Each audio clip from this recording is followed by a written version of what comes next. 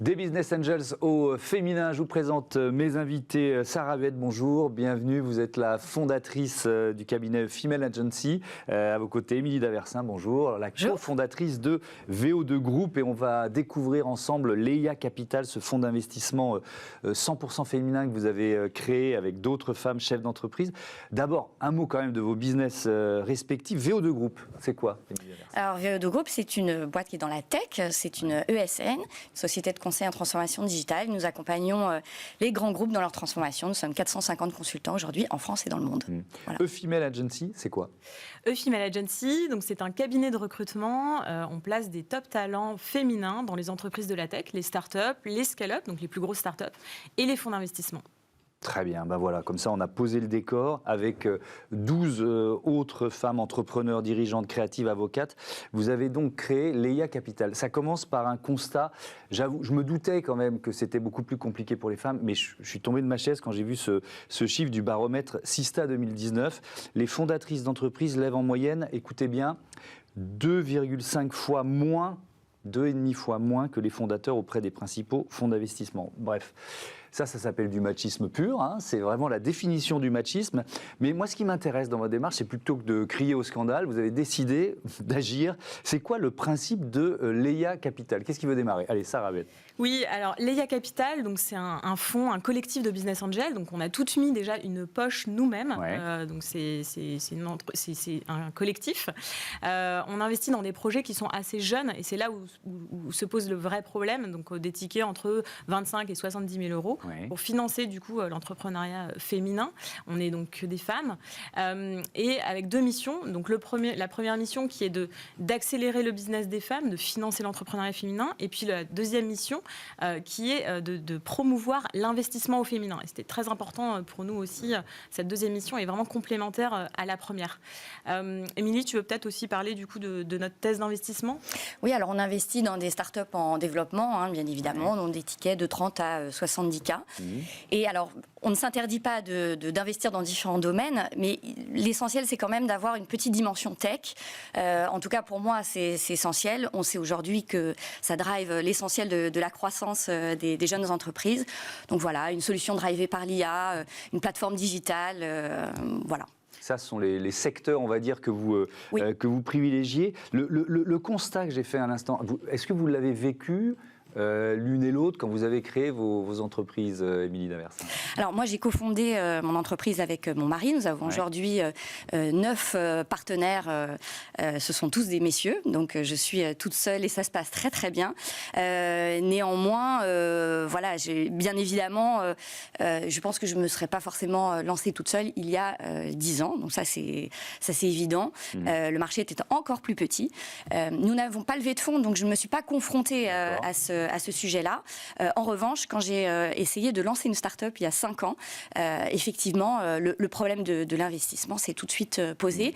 Et c'est très intéressant.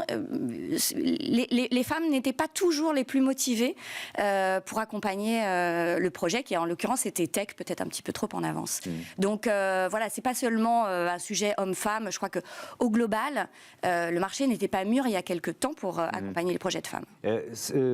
Sarah Huet, est-ce que je reviens à ce baromètre Sista parce que ça montre que la situation, elle va en s'aggravant en fonction des sommes qu'on lève. C'est-à-dire que pour un amorçage, une série A, B ou C, ça va crescendo, si j'ose dire.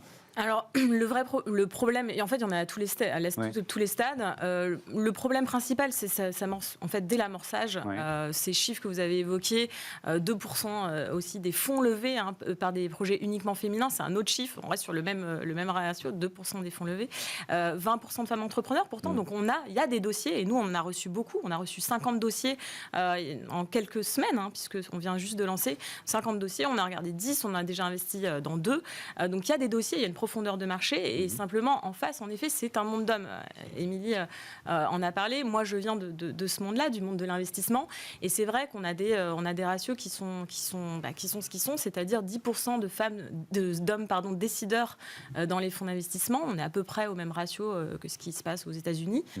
Donc très peu de femmes. Donc c'est 10% de femmes décideurs dans les fonds d'investissement. Exactement. C'est ça, donc seulement 10%, donc 90% d'hommes, évidemment. Et donc ça crée deux problèmes. Le premier, c'est des biais. projets qui peuvent arriver dans la sélection, la revue des dossiers par ces fonds d'investissement. Et puis le deuxième, c'est peut-être qu'ils peuvent être un petit peu moins sensibles à des sujets que nous, on peut regarder en tant que femmes et être un peu plus sensibles sur la santé des femmes, tout ce qu'on appelle la femtech. C'est quelque chose qui est très large, qui va de l'adolescence jusqu'à la ménopause et qui traite de la santé des femmes. On ne regarde pas que ça. D'ailleurs, les dossiers sur lesquels on a investi ne sont pas forcément des dossiers propres à la santé des femmes. Mais en tout cas, on se dit un petit peu peut-être plus proche d'elles pour investir. On peut peut-être les donner. C'est quoi il y a deux investissements, peut-être un des exemples. Il y a une plateforme incroyable autour de la décoration qui s'appelle De Bon Goût, donc une plateforme à la fois qui propose du neuf et de la brocante. C'est un marché qui va exploser puisque les millénials là commencent à s'installer, donc et c'est un marché qui est très éclaté. Donc nous avons une magnifique plateforme là que nous allons accompagner. Et puis Auxilia, il se trouve que dans les aéroports, on s'est rendu compte que on n'arrivait pas à détecter avec tout ce qu'on avait comme instrument un certain nombre d'éléments dangereux qu'on pouvait cacher dans les valises. Moi, je pensais que on pouvait le faire, mais non, c'est les détecteurs à métaux qui font le travail. Donc là, on a un logiciel qui est drivé par l'IA, qui est très puissant, qui est accompagné par beaucoup d'organisations très très reconnues. Je crois que c'est accéléré aussi par un incubateur connu. J'ai pas les noms en tête, mais peu importe. Par l'incubateur HEC. Par l'incubateur HEC. Et donc là, on a une composante tech très très forte, et c'est une femme incroyable aussi, Greta, qu'on a. Très jeune. Très jeune. Vous êtes 14 femmes, c'est ça, dans l'EIA Capital, avec des expertises différentes. Est-ce que vous mettez vos expertises, Sarah Huet, au bénéfice des projets que vous sélectionnez, et comment justement vous les accompagnez, ces projets? Tout à fait. Alors, on a des profils très complémentaires. Il y a 7 femmes qui sont proches de l'entrepreneuriat, donc ont lancé déjà des sociétés. Et puis 7 femmes qui ont aussi des expertises très complémentaires dans des secteurs. Donc ça peut être la banque, la finance, l'immobilier, la com, marketplace, donc des entreprises, des expertises très complémentaires. Et évidemment, l'idée, c'est de pouvoir... Elles ne vont pas venir seulement pour un ticket qui est petit, on a une goutte d'eau encore dans le financement, mais elles viennent aussi surtout pour le réseau qu'on va pouvoir leur ouvrir, ces compétences aussi qu'on va pouvoir leur mettre à disposition. Donc c'est tout ça aussi l'EIA Capital, et c'est aussi tout encore une fois, on est autour d'un écosystème, moi avec les fonds d'investissement. Donc l'idée, c'est aussi de les aider à lever derrière leur plus gros ticket, parce qu'on est assez bien connectés chacune dans nos réseaux respectifs. Donc c'est cette force de frappe en fait que ces entrepreneurs-là viennent chercher.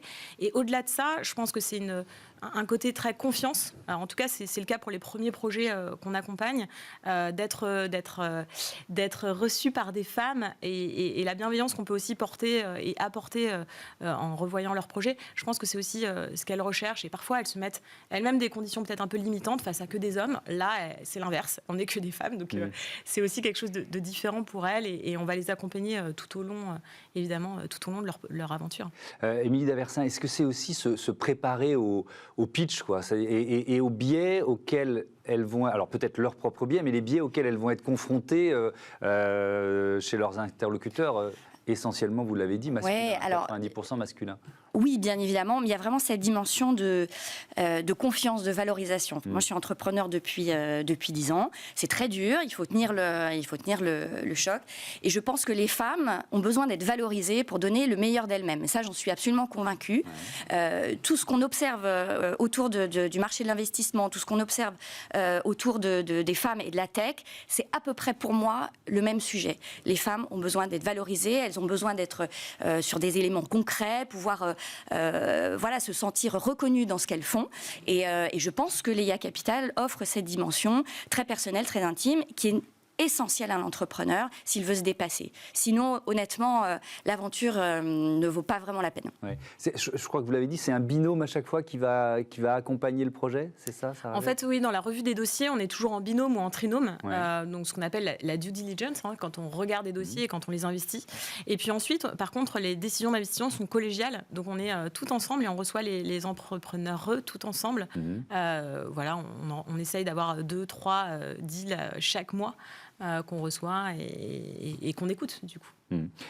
Féminiser la tech française, à quel point c'est un enjeu? Je ne sais pas, je pense que vous pouvez toutes les deux y répondre. Émilie, vous commencez. C'est un enjeu énorme, et je pense qu'une des solutions, justement, c'est à travers tous ces projets d'entrepreneurs de montrer l'enjeu, c'est de montrer que c'est extrêmement concret, que ça fait partie de notre quotidien. Je pense que le grand public, je vais vous donner un petit exemple. Donc, aujourd'hui, VO2 Group, c'est 450 consultants, ingénieurs, développeurs qui accompagnent la transformation des grands groupes.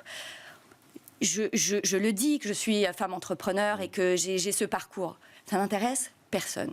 En revanche, maintenant, je dis que je suis investisseur, que j'accompagne des startups, des jeunes pousses, que c'est très concret. Je parle de ces projets et là, les yeux s'allument. Il manque une dimension très concrète dans nos métiers, dans ce qu'est la tech. Et elle existe. Les banques, aujourd'hui, quand on parle de la fintech, sont toutes les applications mobiles qu'on utilise au quotidien. Quand on parle de la transformation par l'IA, c'est aussi tout ce qu'on voit dans le monde de la beauté, toutes ces applications qui nous permettent d'imaginer la beauté de demain. Bref, tout ça est très concret et je pense que là, dans les années à venir, l'enjeu va être de montrer des choses qui sont proches de nous pour attirer davantage de femmes. Mais ça commence, ça va être par les écoles d'ingénieurs. Il y a quel pourcentage de femmes dans les écoles en ce moment? Oui, alors on n'est pas très bon en France et on a perdu 6 points d'ailleurs dans les dernières années par rapport à nos homologues européens. Donc malheureusement, on n'est pas très bon. On essaye d'attirer de plus en plus. Il y a la loi Rixin qui est en train d'être votée aujourd'hui même pour développer ces quotas aussi qui vont certainement arriver dans nos écoles d'ingénieurs, voire même, c'est le sujet plus de mon entreprise aujourd'hui, dans les CODIR d'entreprise. Donc ces quotas qui ont montré déjà leur valeur sur les comités d'administration des grandes entreprises françaises, du SBF 120, du CAC 40, et qui fonctionnent très bien. Aujourd'hui, le monde entier regarde la France, parce qu'on a 43% de femmes dans les conseils d'administration, donc c'est une réussite. Et ça va vers ça passe vers ça aussi, malheureusement, j'ai envie de dire, si on pouvait s'en passer, évidemment. Et puis, je rejoins tout à fait Émilie sur le côté rôle modèle. Aussi, je pense qu'on est là pour dire il y a un écosystème qui est très enthousiaste, il y a beaucoup de projets qui se lancent comme le nôtre, il y a d'autres collectifs qui œuvrent avec nous, on est très proche d'elles aussi. Donc c'est plutôt enthousiasmant sur la suite. Et ben voilà, on termine par un message positif. Merci beaucoup, merci à toutes les deux d'être venues présenter Leia Capital. Bon vent à votre aventure. Merci. On passe tout de suite à Smart Ideas avec, ça tombe bien, une créatrice de start-up.